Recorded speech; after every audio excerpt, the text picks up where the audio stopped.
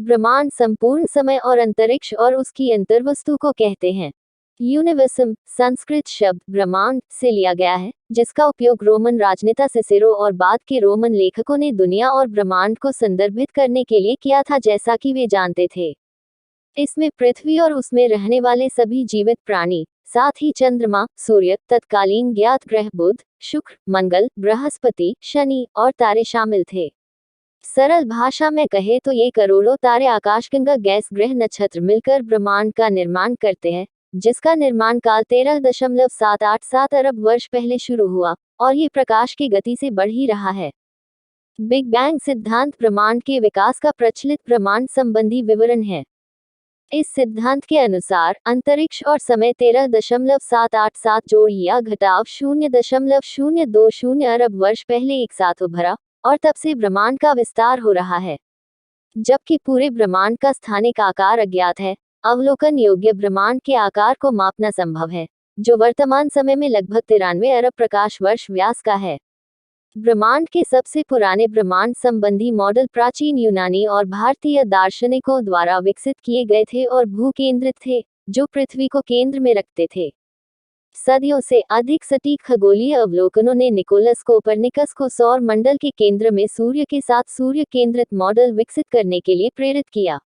सार्वभौमिक गुरुत्वाकर्षण के नियम को विकसित करने में आइजैक न्यूटन ने कोपरनिकस के काम के साथ साथ जोहान्स केपलर के ग्रहों की गति के नियमों और टाइको ब्राहे द्वारा टिप्पणियों पर बनाया। आगे अवलोकन संबंधी सुधारों ने यह महसूस किया कि सूर्य आकाशगंगा में कुछ 100 अरब सितारों में से एक है, जो ब्रह्मांड में कुछ 100 अरब आकाशगंगाओं में से एक है। आकाश गंगा के कई तारों में ग्रह होते हैं।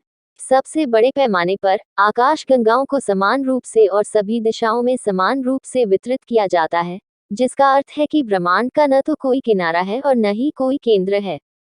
छोटे पैमाने पर आकाशगंगाओं को समूहों और सुपर क्लस्टरों में वितरित किया जाता है, जो अंतरिक्ष में विशाल तंतु और रिक्त स्थान बनाते हैं, जिससे एक विशाल झाग जैसी संरचना का निर्माण होता है। 20वीं सदी की शुरुआत में हुई खोजों ने सुझाव दिया है कि ब्रह्मांड की शुरुआत हुई थी और तब से अंतरिक्ष का विस्तार हो रहा है, एक बढ़ती हुई दर से। बिग बैंग सिद्धांत के अनुसार ब्रह्मांड के विस्तार के रूप में शुरू में मौजूद ऊर्जा और पदार्थ कम घने हो गए हैं। लगभग 10-32 सेकंड में मुद्रास्फीति युग नामक प्रारंभिक त्वरित विस्तार के बाद और 4 ज्ञात मौलिक बलों के अलगाव के बाद ब्रह्मांड धीरे धीरे ठंडा हो गया और विस्तार करना जारी रखा, जिससे पहले उप परमाणु कणों और सरल परमाणुओं को बनाने की इजाजत मिली। डार्क मैटर धीरे धीरे इकट्ठा हो गया, जिससे गुरुत्वाकर्षण के प्रभाव में फिलामेंट्स और वॉइड्स की फोम जैसी संरचना बन गई।